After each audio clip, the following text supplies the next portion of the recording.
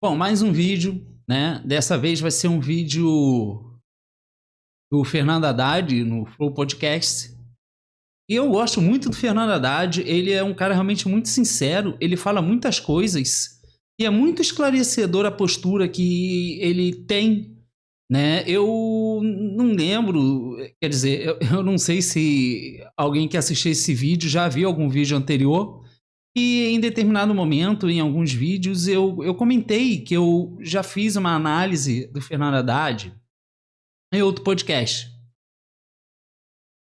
Só que o material não ficou muito bom, né? Tive problemas técnicos, chutei a câmera. E aí acabou que eu resolvi não publicar, né? Mas naquela ocasião eu vi muita coisa muito reveladora. O Fernando Haddad é aquele cara que ele revela as coisas. Ele realmente revela. E vamos ver nesse vídeo, né? Como vai ser aqui as revelações que ele vai fazer e a forma como ele vai colocar as palavras. Isso é muito importante. A postura, a forma como você coloca as palavras, se você vai trazer alguma solução para aquilo ou não, se você quer realmente justificar ou esclarecer alguma coisa para uma população que não entende de determinado assunto. E é nisso que o Haddad ele revela muita coisa. Então aproveita a oportunidade, se inscreva aqui no canal, clique no gostei, compartilhe esse vídeo. Se puder, sugira para as outras pessoas, faça sugestões aqui nos comentários também.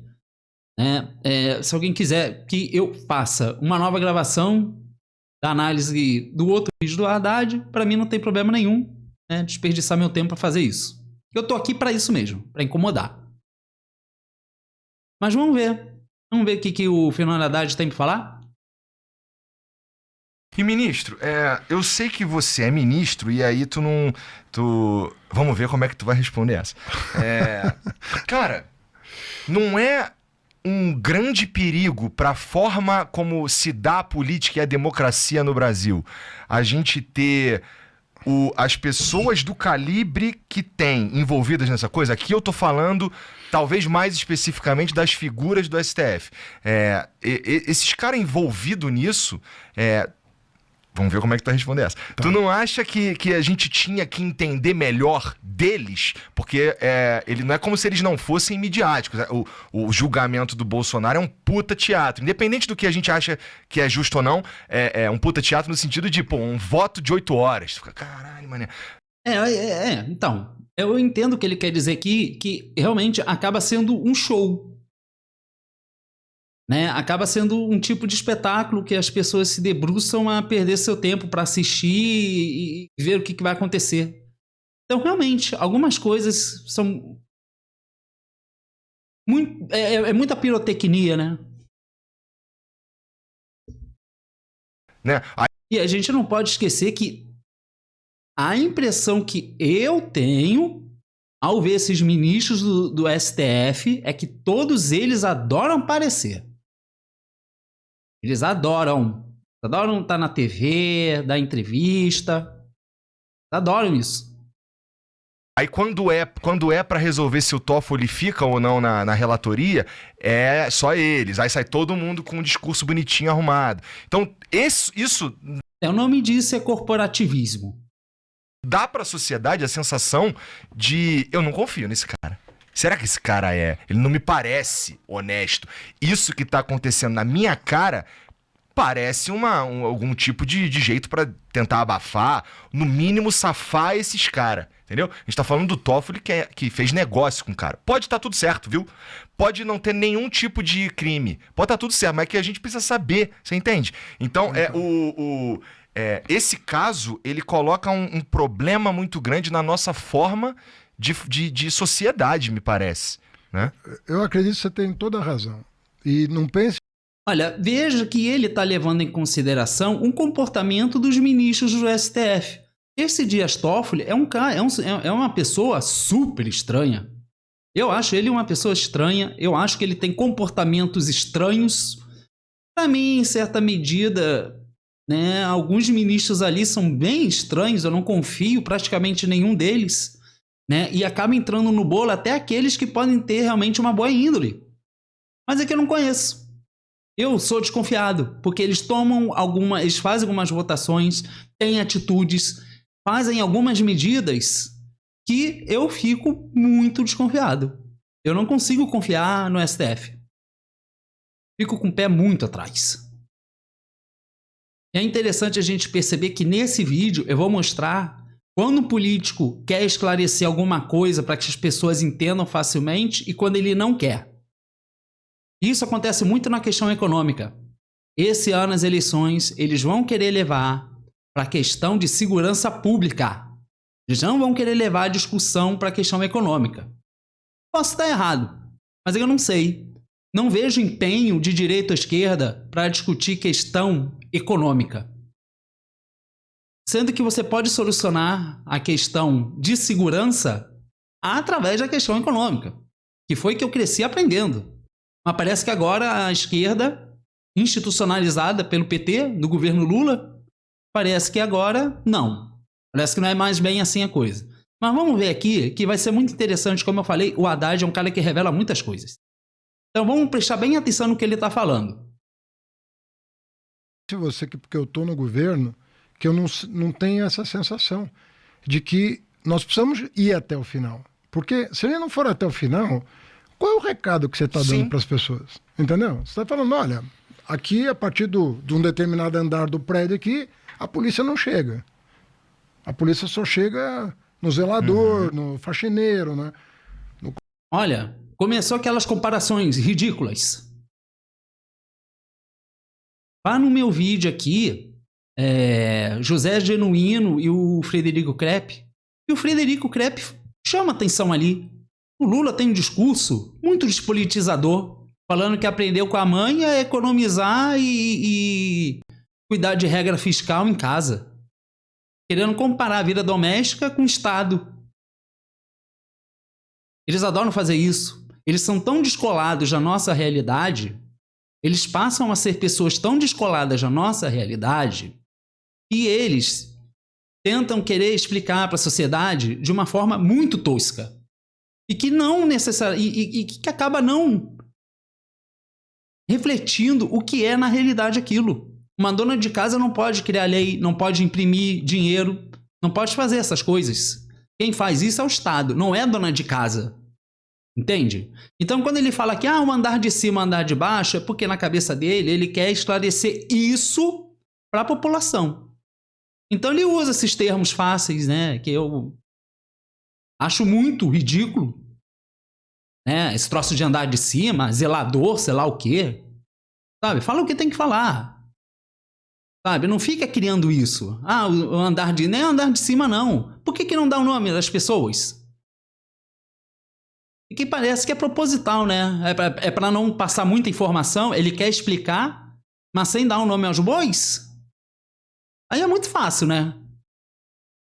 É isso que a gente tem que ficar de olho.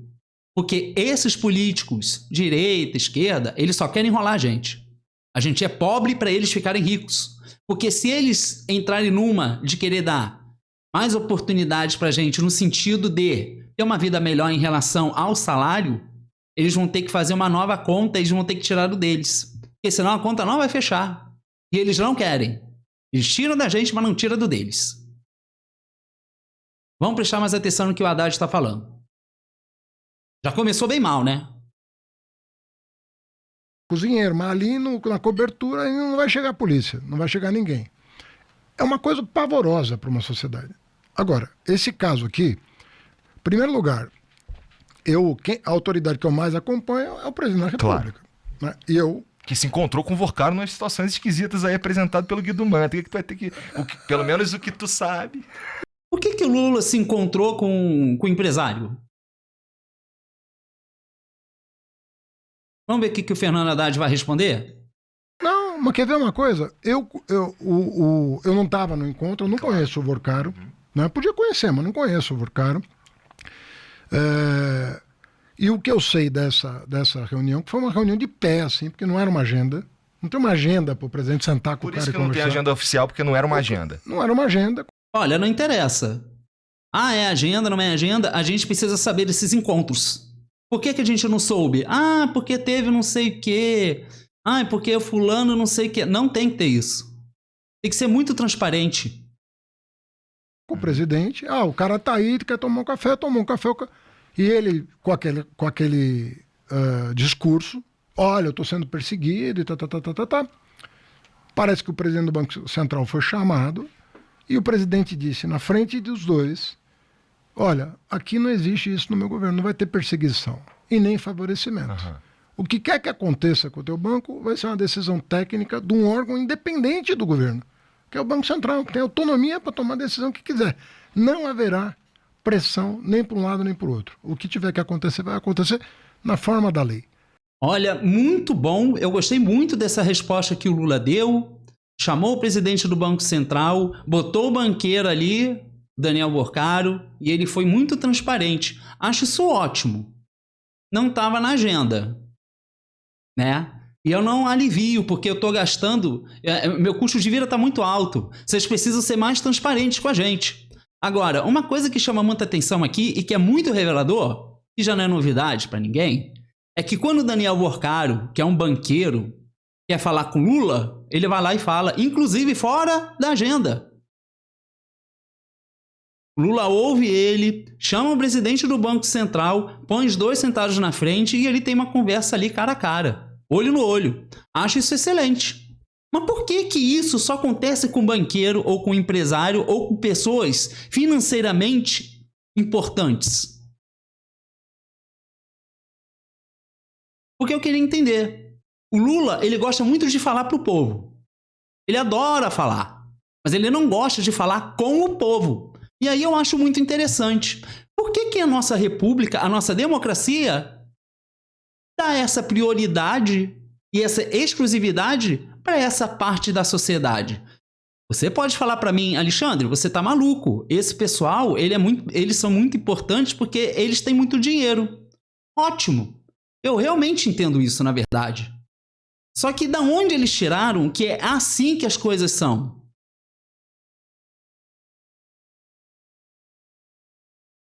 Eu quero saber aonde está escrito que um Estado brasileiro tem que agir assim. Porque se o Estado brasileiro está dando ouvidos para o empresário, para o banqueiro, se encontra com o empresário como banqueiro, inclusive fora da agenda, eu também quero me encontrar com Lula fora da agenda.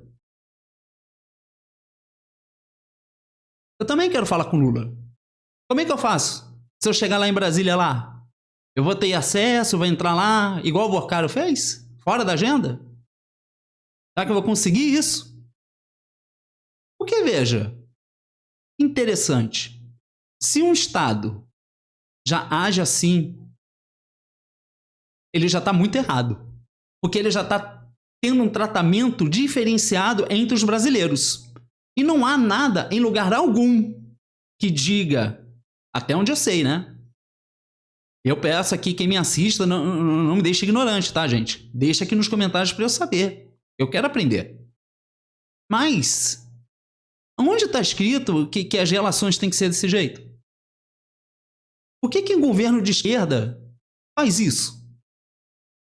Dá prioridade para conversar com banqueiro, até mesmo fora da agenda. E por que é difícil de representantes sociais falarem diretamente com o presidente e tem que falar com o representante ou ministro de sei lá o quê? Então o presidente ele passa a ser uma pessoa inacessível para a população, que é quem mais paga no país.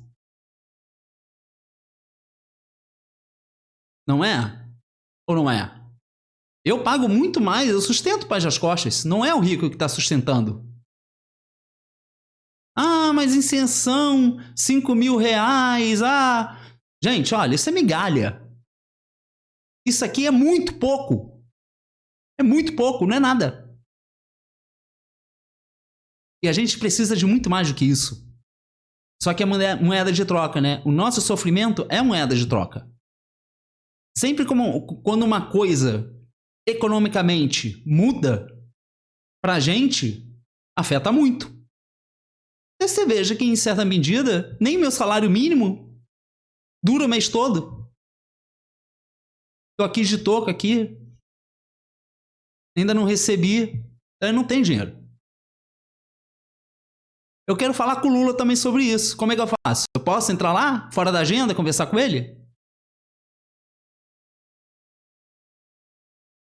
Quem é que está fazendo a divisão de classes aqui, desse jeito?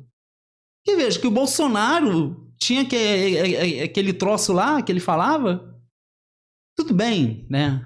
Falava um monte de bobeira. Mas ele tinha um contato muito maior com as pessoas, os eleitores dele, do que o Lula.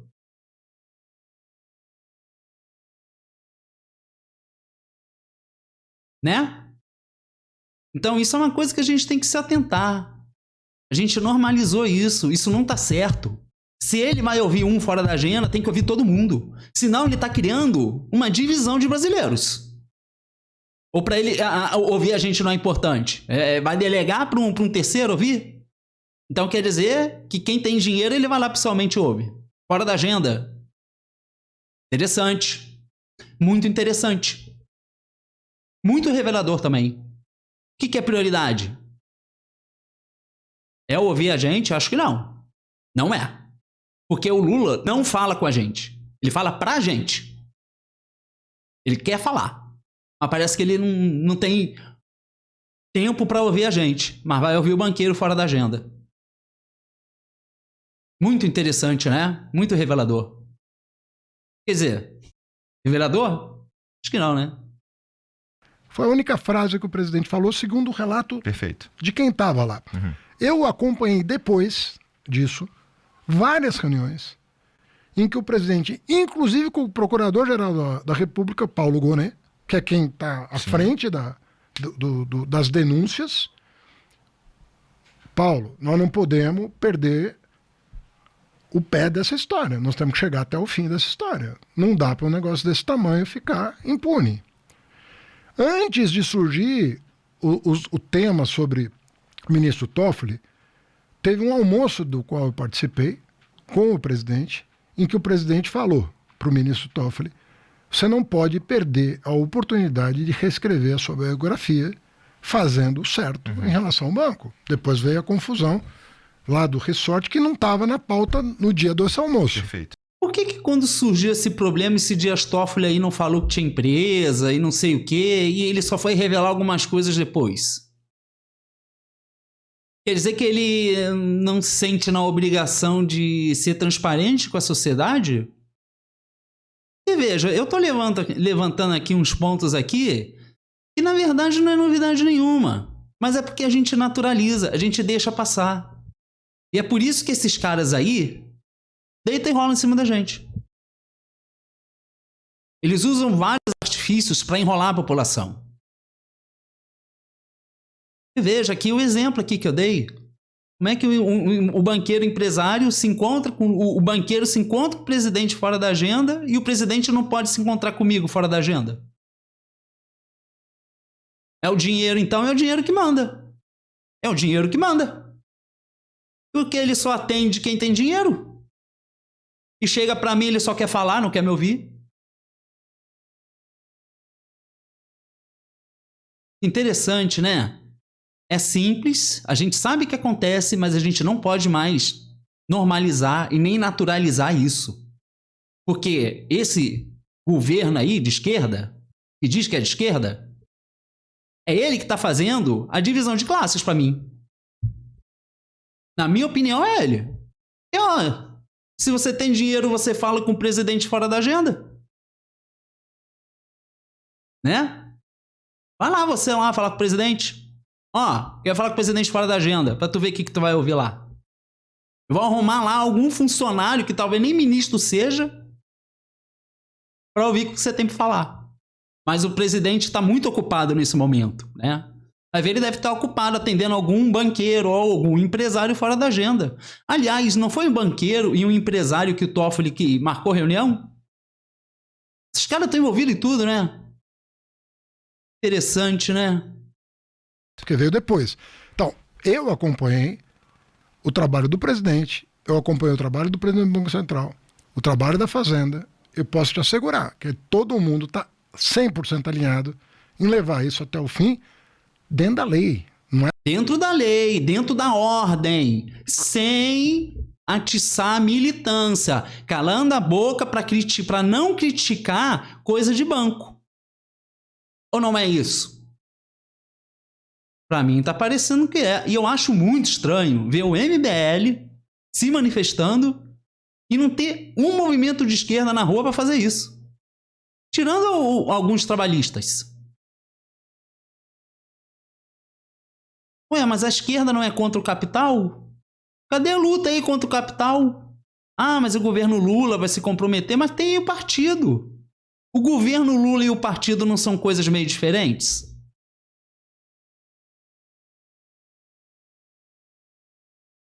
O que custa, então, mobilizar? Vai mobilizar para a escala 6x1 e quando mobiliza ninguém vai, porque é aquele bolo X que ninguém vai. Então quer dizer que a população está ficando descrédula dessa esquerda aí. Que é o que me parece. Chama, ninguém vai. É para também usar de pretexto para pegar adversário, Perfeito, nada disso. Perfeito. Porque aí, vê bem, a pior coisa que pode acontecer, Igor, é quando você mistura, né, o bom embate partidário, que tem ideia, cada um tem uma ideia de como o Estado tem que se organizar, como as empresas têm que se organizar, numa coisa para proteger gente errada do teu time. Olha, essa coisa de a visão de como você deve levar a sociedade não é assim não, hein? Você tem a cartilha lá para seguir, a Constituição. Não tem nenhum lugar aqui que o presidente tem que ficar atendendo o banqueiro, empresário fora de troço oficial. Agenda oficial. Então essa coisa que esses políticos inventam aí. Super estranho. Criando uma divisão clara entre os brasileiros. Quer dizer que o brasileiro que tem dinheiro, né, tem uma exclusividade. O cara errado do teu time tem que sair do time, pô.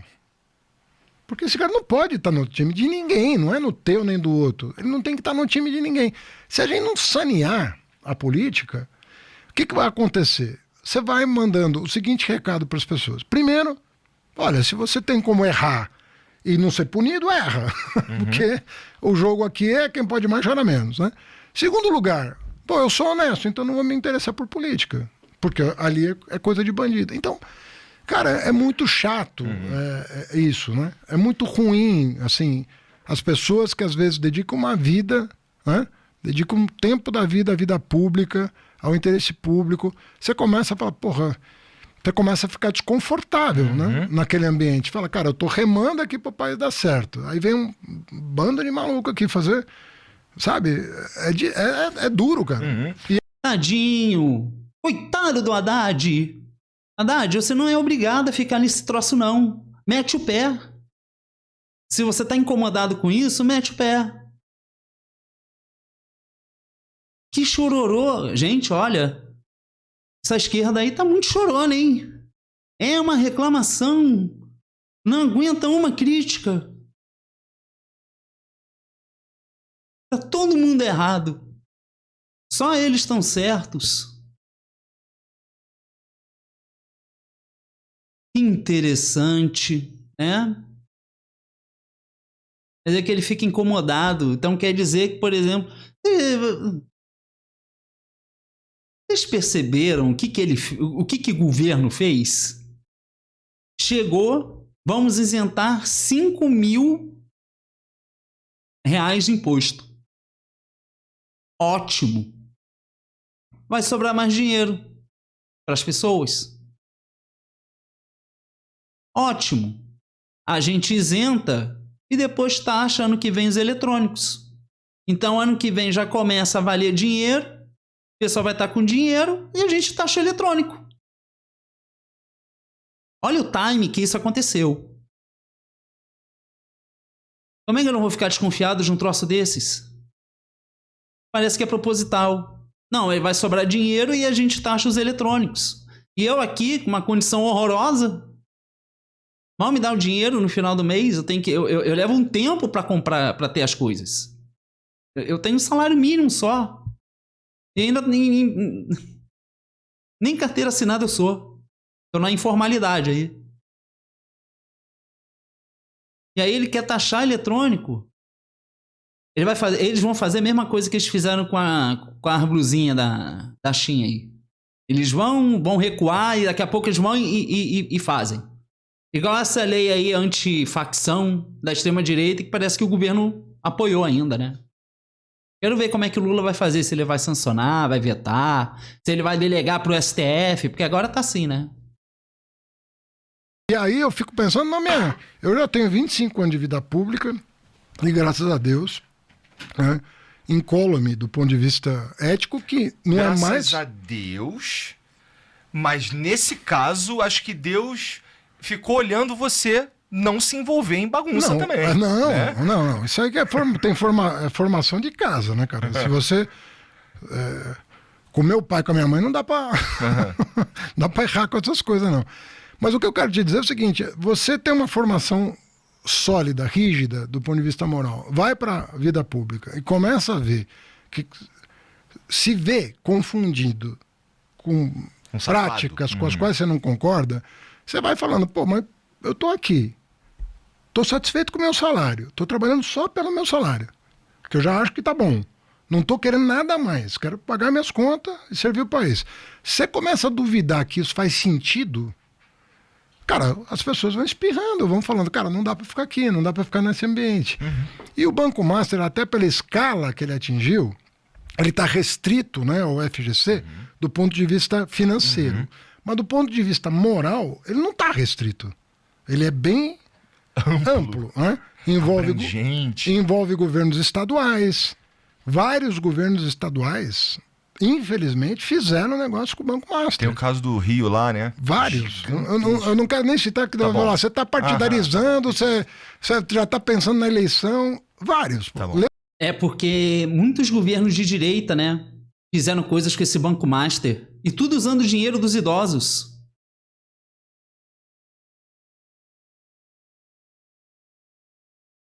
Tipo, acaba sendo uma grande falta de respeito com as pessoas mais velhas, não?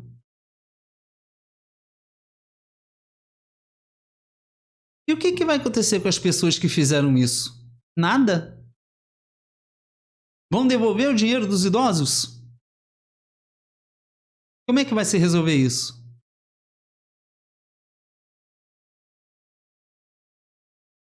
Olha que absurdo. Que as pessoas que a gente vota são justamente essas pessoas que vão fazer malandragem com a gente. E aí eu não posso criticar, porque se eu criticar o Lula ou o PT, eu sou antipetista, antilulista, eu tô criticando a esquerda, eu tô alimentando a extrema-direita, então tem que calar a boca, né? Porque não é esse o discurso que a esquerda faz? Já volto. Não é esse o discurso que a esquerda faz? Que se você criticar a esquerda, você é antilulista, você é antipetista e você ainda alimenta a extrema-direita. Ou seja, não pode criticar. Não pode criticar, a gente tem que calar a boca. Porque você veja que isso é uma forma indireta de dizer não me critique, né? Não me critique. Calem a boca, não me critiquem. É que a impressão que me dá é essa, entendeu? Tipo, qualquer coisa que você fale e você critica, tá errado, né? Muito curioso, né? No noticiário, você vai ver que grandes estados estão envolvidos de alguma maneira com o Banco Master. Doação de campanha do Banco Master. Fundo de pensão para o Banco Master. Se você se fizer um organograma dessa coisa, você já vai tomar um susto. Porque tem muitos municípios, muitos estados que tem que explicar. É isso, explicar. Eles têm que se explicar, né? Agora, vai chegar um momento em que as pessoas vão ser chamadas a se explicar. Você está pegando o núcleo duro do escândalo, que é o dono do banco, que são seus sócios, mas isso vai ter desdobramento e as pessoas vão ser chamadas a se explicar.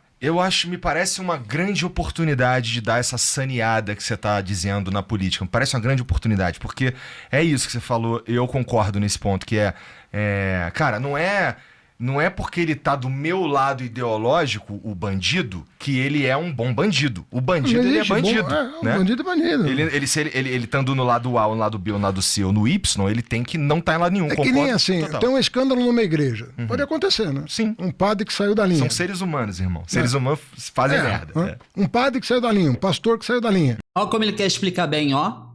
O padre que saiu da linha, o pastor que saiu da linha. Olha como ele explica.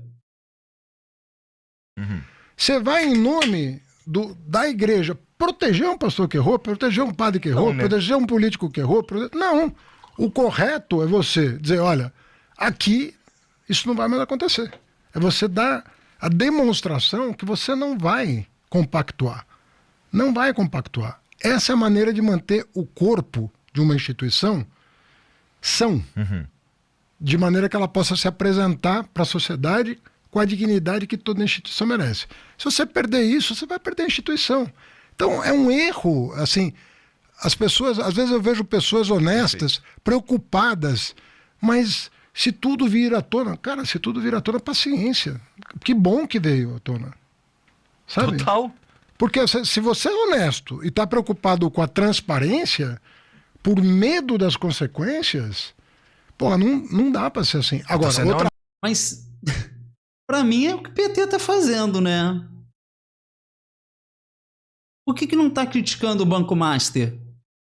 Que agora tá nessa legalidade aí. E o PT tem tantos movimentos ligados ao PT, mobilizam deles.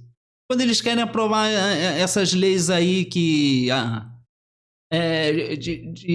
de entregador, de Uber, iFood. Eles não arrumam um pessoal lá que é...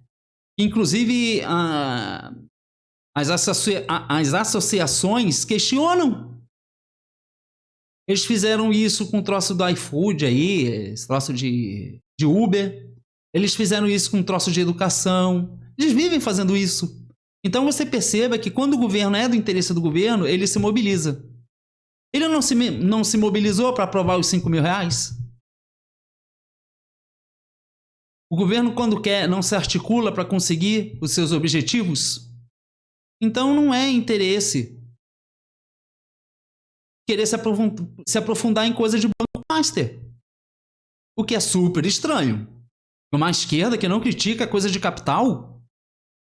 Que esquerda é essa? A esquerda da coleira. É a esquerda da coleira. Então, não há mobilização. Né? Agora o governo está entrando no 6x1. Porque depois que ganha corpo, aí o governo entra. Não quer se desgastar com isso. Não quer se desgastar com isso. Não quer se desgastar com o Banco Master.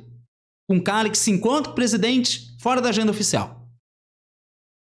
Honesto, tá aí, ó. Outra coisa é zelar pelo devido processo legal. Porque, importante. Porque senão descamba para um salve-se quem puder, para um vale tudo, que também já produziu efeitos desastrosos no país. Eu concordo 200% contigo nesse caso, mas deixa eu dar uma apimentada. O problema do devido processo legal é que a gente precisa, como sociedade, confiar no devido processo legal. Tem razão. E, na verdade, isso que ele está falando que a gente precisa confiar no processo legal foi a pergunta que ele fez lá no início.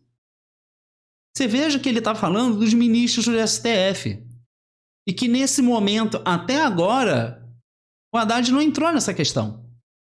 Ele ficou falando do Banco Master, ficou falando de governos e prefeituras que se envolveram com o troço de Banco Master. Ele explicou lá esse encontro do Lula, que acabou sendo a prioridade para o Haddad, mas até agora ele não falou ainda da justiça. E foi a pergunta inicial. Então percebam aqui que ele não quis se indispor com o judiciário. A não ser o fato de ele defender o Lula dizendo, olha, você tem a chance de reconstruir aí sua biografia, o Toffoli. Perceberam? Como o governo Lula, ou o PT, ou seja lá o que for, ligado a essa esquerda institucional não quer se indispor com o judiciário e com o Banco Master? Vocês perceberam isso? Interessante, né? Não, total. E para eu confiar no devido processo legal, eu preciso confiar nas figuras que o representam. Não, por isso que o que você está dizendo é o seguinte: governador pode ter feito bandalheira, prefeito pode ter feito bandalheira, senador, deputado, ministro pode ter feito bandalheira, mas se o judiciário que vai julgar entrar na roda, nós vamos ficar na mão de quem? Né? Então o judiciário, até por isso, ele, que é a última instância ali, ele tem que saber se Sim. né, se sanear, né? Se houver necessidade, saber, com todo o cuidado devido, mas tem que ir até o final, né? Pronto. Falou do judiciário. Gostaram do que ele disse do judiciário? Quem assistiu aí completo, ou assistiu o que ele disse posteriormente a isso, se ele comentou, se aprofundou, deixe aqui nos comentários para saber. Mas agora eu quero partir para um outro vídeo, porque é muito interessante essa forma como o Haddad se comporta. Vamos ver o outro vídeo que ele vai falar um pouco das questões econômicas. Olhem isso. Eu queria conversar com o Fernando Haddad. Eu só converso com candidato, com ministro, com não sei o quê. Mas eu vou fazer uma pergunta pro Fernando Haddad agora. Que é a seguinte. Cara, se você acredita que o jeito que se dá o setor produtivo, os empresários do Brasil, eles funcionam da melhor maneira possível? Eu tô falando aqui, será que no caso, o meu ponto todo nesse lance da Shopee, dos aplicativos da China aí, eu não tô me dando dinheiro, eu não ligo, sabe? Eu tô pensando nele, que quer comprar um trocinho besta. Pra ele comprar o trocinho besta, ele não queria comprar da AliExpress. Ele queria sair aqui e comprar aqui no cara aqui do lado, pô. Só que o cara aqui do lado é obrigado a cobrar caro. Porque é caro estar no Brasil. Porque se eu contrato aquele cara ali, o CLT, eu tenho que pagar 2 vezes o salário dele. Todo mundo sabe disso. Entendeu? Esse é pra você o melhor... Assim, estamos vivendo um jeito do empresariado, do setor produtivo brasileiro legal. Assim, tem o que melhorar, claro, mesmo que você acredite que estamos no caminho certo. Essa que é a pergunta. CLT é maneiro mesmo? Porque não sou contra a CLT e algum tipo de proteção pro trabalhador. Sim. Mas é que se eu não tivesse que pagar o IPVA, que é o valor, que é em cima do valor do meu carro e não em cima do peso, o que não faz nenhum sentido, beleza. Se eu não tivesse que pagar a educação 2 vezes, que eu pago a pública e a privada, beleza. Mas eu tenho, entendeu? Então a gente tá mesmo fazendo da melhor maneira possível. E aqui eu tô falando de grana, do cara que tá tentando produzir. Eu acho assim, vou voltar um pouquinho para trás, que é o seguinte. Primeiro, o nosso sistema tributário vai mudar radicalmente a partir do ano que vem. É uma transição que vai até 2032, porque os governadores pediram para começar um pouquinho depois. Por nós, a gente fazia tudo ao mesmo tempo. Não quiseram, melhor fazer com prazo do que não fazer, porque faz 40 anos que a gente está tentando fazer. Fizemos. Do jeito que deu, fizemos. E vai acontecer. Sem ela, você não consegue responder essa pergunta. Tá bom. A outra coisa, é o seguinte, nós fizemos uma reforma do consumo, fizemos uma boa parte da reforma da renda. Não toda, mas uma parte da reforma da renda fizemos. Por exemplo, fundo offshore. Não pagava imposto. O que é fundo offshore?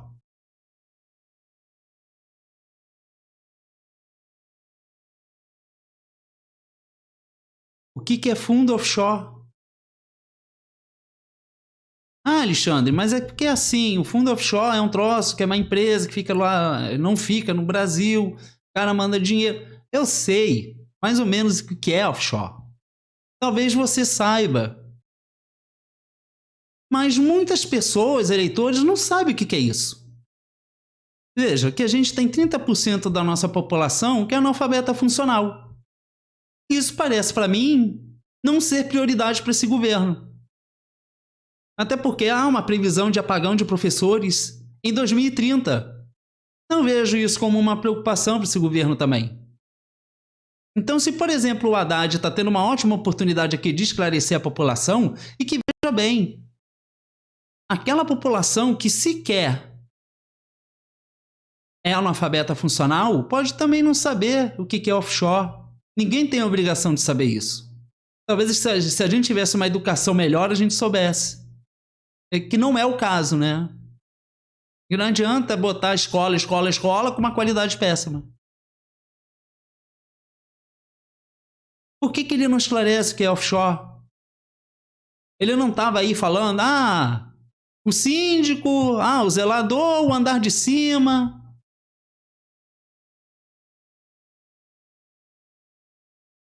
Perceba que sempre que é uma questão econômica, não tem esforço de ser claro com a população.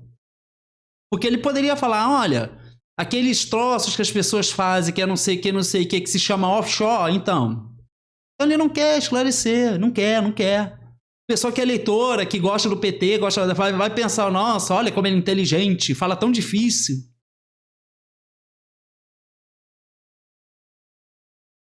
Tudo que eu tô falando, hein? Eles vão querer levar esse ano para segurança pública, ninguém vai querer debater economia. Se depender, então, desse governo aí... O governo anterior tentou cobrar, não conseguiu, nós conseguimos. Fundo familiar, fechado, não pagava imposto. Cara, não dá. O trabalhador paga, você vai pagar. Uhum. Conseguimos. E fomos fazendo a coisa. Uma agenda importante para o futuro próximo, porque agora que essas duas grandes agendas terminaram, a questão da folha, do encargo sobre a folha, tem que entrar para a mesa.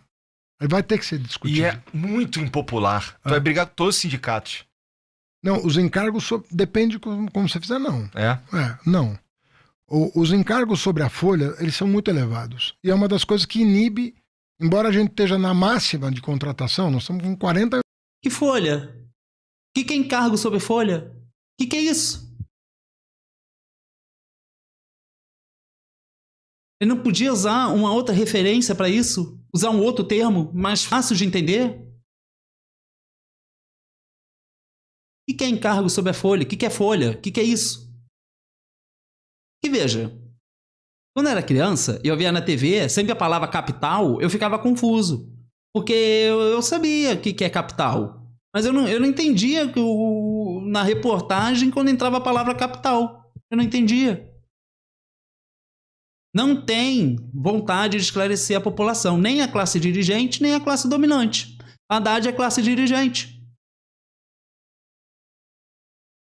Ele não é um empresário, mas ele entra pela via da classe dirigente.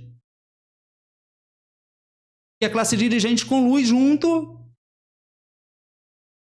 com os interesses de quem manda no Brasil. Simples. Quase 40 milhões de brasileiros com carteira assinada. Tá. É coisa pra caramba. É o recorde. Bastante. É o recorde do país. Né? Tem 103 milhões de brasileiros trabalhando hoje, que é uma... Tem 103 milhões de brasileiros trabalhando, 40% na carteira assinada e 32% informal e autônomo. 32% da nossa população está informalizada e autônoma.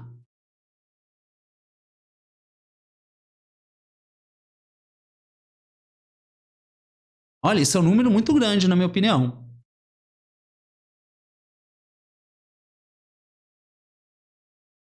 Eu acho muito grande. Acho um valor bem considerável. Na informalidade. Emprego informal. Autônomo.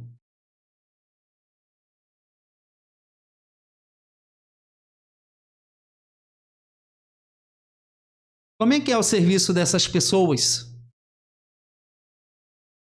Porque ele inflama muito os 40%, mas e os 32%?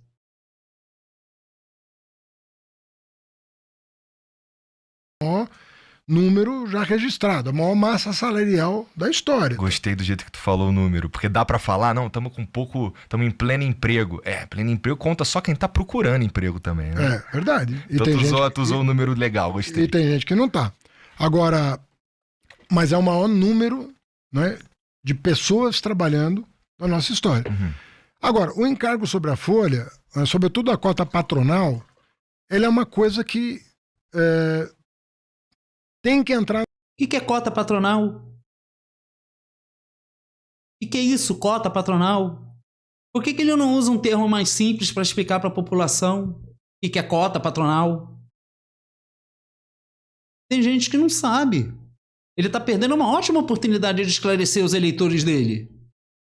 Por que quando ele foi falar do outro corte, o síndico, o zelador, o porteiro, um andar de cima, andar de baixo, por que ele não usa esses termos simples agora na questão econômica?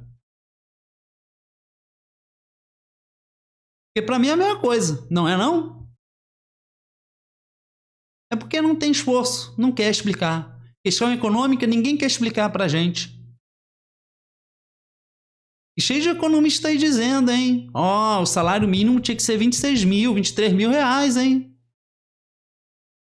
E o Haddad aqui tá se glorificando que tem 40 milhões de pessoas em carteira assinada ganhando esse salário mínimo, que não dá nem pro mês todo. Eu não teria orgulho de falar um troço desse daí, igual ele falou, olha, uma meta histórica, 40 milhões de carteira assinada, um salário que não dá nem o final do mês. Imagina os informais e os autônomos, como é que não estão ganhando.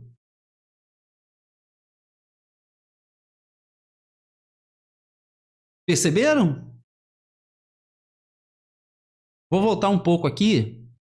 Eu quero ver o que ele fala aqui. Ele é uma coisa que tem que entrar na agenda próxima. Assim, não vai aprovar esse ano. É muito difícil aprovar uma coisa esse ano, porque você sabe que vem Copa do Mundo, São João, eleição. Depois da eleição é possível, mas sobretudo ano que vem começa uma etapa de reformas. Por quê? Porque tem eleição esse ano e ninguém quer se comprometer. Não, eu vou me comprometer com isso não, esse ano é eleição. Perceba a prioridade dos políticos do nosso Brasil. Eleição, mamata. Falta de vontade de esclarecer a população sobre questões econômicas. Certo? Que é isso que eu tô vendo aqui. Não quer esclarecer. E ele revela que a preocupação dos políticos é eleição. O político fica 4 anos, e tá virando moda, hein? O político chega lá, cria lei inútil, não é aprovada, e depois ele fala, estou tentando fazer, estou trabalhando. Só para dizer que tá fazendo alguma coisa. Vai lá, lacra, direita, esquerda, né?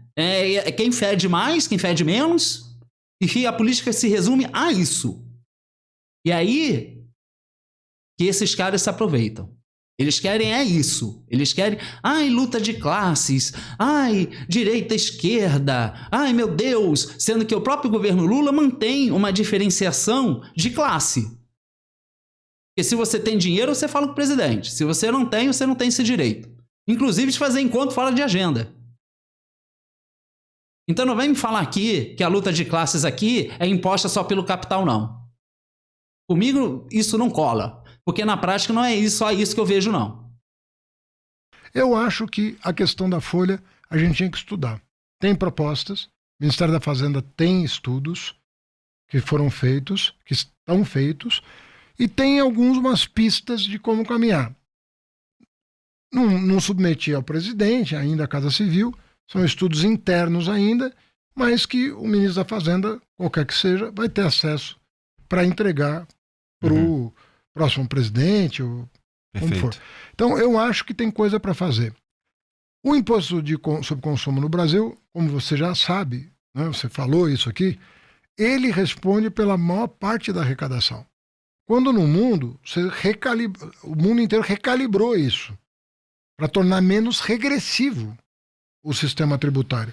Porque quanto menor a renda, maior a proporção dela que você consome. Perfeito. Então, se isso é verdade, a pessoa com menor renda paga mais do que o rico. Português, claro, o cara ganha um salário mínimo, ele vai gastar de imposto nessa água igualzinho o Daniel Vorcaro. É isso. Né? E isso é obviamente não justo. Não, injusto. E a proporção do salário que quem ganha um salário mínimo gasta é mais de 100%. Exatamente. Porque ele ainda pega um troco com a agiota no banco, não consegue. Ou então pega o empréstimo do Lula, né? Pega o empréstimo do Lula.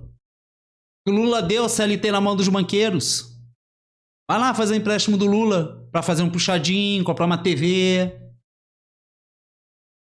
E você vê que ele fala ainda, vai buscar com a agiota. Mas por que vai acabar buscando com a agiota? Porque o Estado fornece essa situação para a pessoa. Se todo mundo ganhasse bem, ninguém ia estar fazendo isso. E ele mesmo, imposto tributário. Eu entendo que ele tá fazendo aqui uma certa crítica ao imposto tributário. Porque foi levantada essa questão aqui. Eu entendo isso. Só que por que a gente está nessa situação? A gente só está nessa situação porque eles querem que fique assim.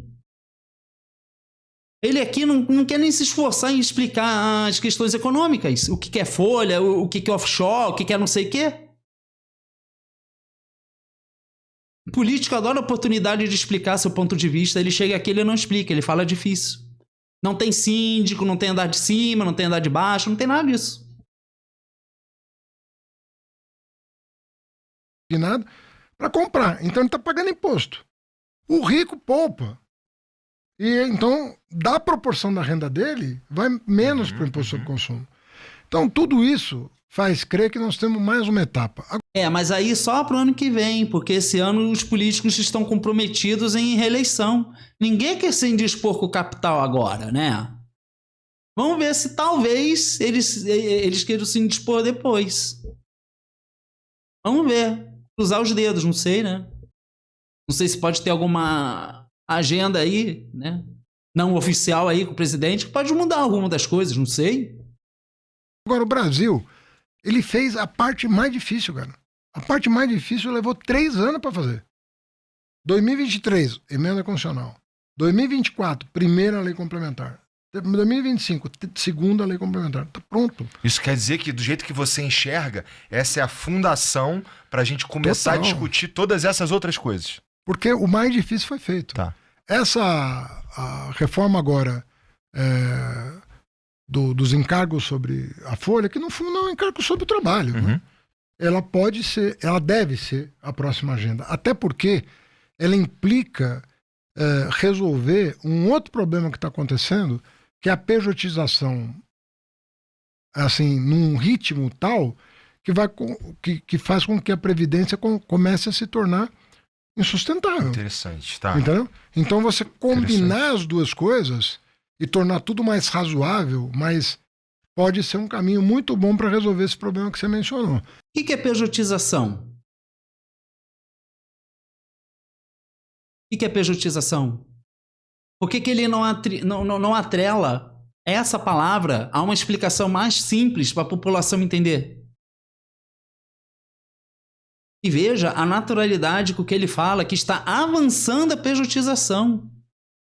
E não há nenhuma questão crítica em relação a isso. Ele poderia falar, olha, está avançando a pejotização, que eu acho absurdo. Ou está avançando a pejotização, o que é preocupante, né? Que é um cenário. Então, ele até... né?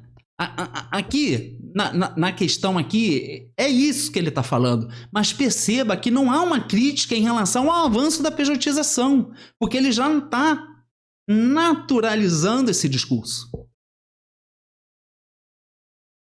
Visto que quem está com isso é o STF. É um ministro empresário. E parece que para o Haddad isso está tranquilo. Parece que é super natural um ministro, juiz, empresário que está vendo a questão da pejotização. E aí eu não posso criticar esse governo que age dessa forma, que não quer esclarecer as questões econômicas para as pessoas.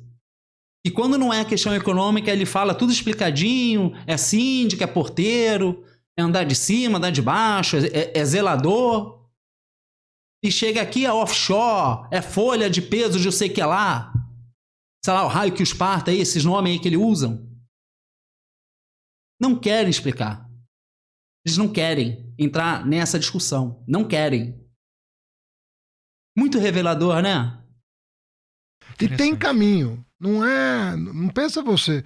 A gente quebrou mais a cabeça para resolver o IVA, que é o Imposto sobre Valor Agregado, do que vai quebrar a cabeça para resolver esse problema. Não tô entendendo. O problema que a gente tá resolvido, que vai entrar em vigor, esse era o verdadeiro problema. Era o maior. Tá. Era o maior problema.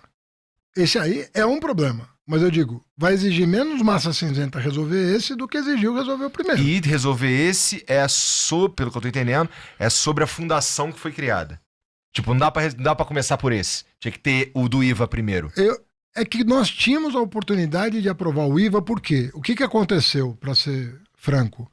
O Congresso estava afim do IVA. Tá. Bom, e aí aí acaba o corte. Mas será que... Eu vou desligar minha câmera, só um momento. Bom, para mim é muito esclarecedor. Esse vídeo foi muito esclarecedor, né? O Haddad novamente aqui sendo muito transparente e claro, né? Com a forma como ele se articula. Ele é uma pessoa muito carismática e ele conquista muitas pessoas pelo carisma dele. Então ele conduz muito através da simpatia e do carisma que ele tem. Eu não acho que o Haddad seja uma pessoa ruim. Eu não tenho nada contra ele. Na verdade, eu não tenho nada contra ninguém. Mas se eu ouço e vejo comportamentos equivocados de pessoas que eu estou pagando salário, que se dizem meus representantes, tomando atitudes que nunca me perguntaram se eu queria ou não aquilo, o que acontece com 99% da população que não pode se encontrar com o presidente fora da agenda oficial, aí me incomoda. Aí eu passo a ver essa pessoa que eu não tenho nada contra, mas que está querendo ser malandra. É essa impressão que eu tenho. Porque você veja que no comportamento dele, a gente tem dois comportamentos aqui. O primeiro, que foi a questão do STF, dos ministros, e ele não quis se indispor, porque ele ficou falando de banco, o encontro do Lula, o Dias Toffoli. Porque eu fico muito incomodado, eu fico muito chateado quando me comparam com uma pessoa que não tem nada a ver, porque eu sou uma pessoa muito honesta. Então ele fala muito claro, para se defender, ele é muito claro. É uma pessoa que rouba. Uma pessoa que é bandida. E aí quando chega na questão econômica, é offshore. Não sei o que é patronal. Eu não quero explicar. Então, para mim, isso é muito revelador. E aí dá para entender porque que não existe uma esquerda contra o capital. É o MBL que está protestando, não é a esquerda, não. Eu nunca pensei que fosse ver uma coisa dessa. Ver uma esquerda que se cala com um troço absurdo. Não, mas é partidário, né? A gente não vai se envolver, que é eleição. Gente, eu já falei, o PT tem um monte de organização aí, mobiliza uma galera aí que vocês fazem aí para influenciar as decisões do governo e põe esse pessoal para fazer isso. Não querem. Então, assim, não venha para mim dizer que quem tá fazendo divisão, luta de classes ou sei lá o que é o capital. Não vem com esse papo para mim, não. Para mim, esse governo Lula é muito de direita. E dando migalha pra gente.